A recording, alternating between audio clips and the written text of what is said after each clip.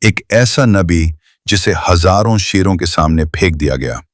یہ اس وقت کی بات ہے جب بابل کے بادشاہ داریوس نے حکم دیا، حضرت دانیال علیہ السلام کو شیروں کی مانڈ میں ڈال دو۔ شیروں کی مانڈ ایک گہرا گڑھا تھا جہاں بھوکے شیر رکھے جاتے تھے، موت کی سب سے خوفناک سزا۔ کیونکہ حضرت دانیال علیہ السلام نے بتوں کی عبادت سے انکار کر دیا تھا اور صرف اللہ کو سجدہ کیا تھا۔ رات کا اندھیرا چھا گیا، بھوکے شیر دانت نکالے گھور رہے تھے، ہر سانس موت کا پیغام تھی، مگر دانیال علیہ السلام نے سر جھکا دیا اور دل سے اللہ کو پکارا۔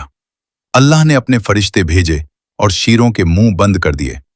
پوری رات وہ اللہ کی حفاظت میں رہے۔ شیر جو درندے تھے، ان کے پاس اس کے وجود کو نقصان پہنچانے کی کوئی طاقت نہ تھی۔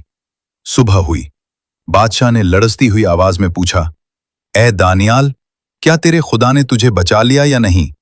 ایک گونجتی ہوئی آواز آئی، اے ظالم بادشاہ، اللہ نے اپنے فرشتے بھیجے اور شیروں کے منہ بند کر دیے۔ شیر جو درندے تھے اب ان کے قدم چاٹ رہے تھے، دشمنی دوستی میں بدل گئی۔ یہ اللہ کا وہ کرشمہ تھا جو سچے بندے کو کبھی تنہا نہیں چھوڑتا۔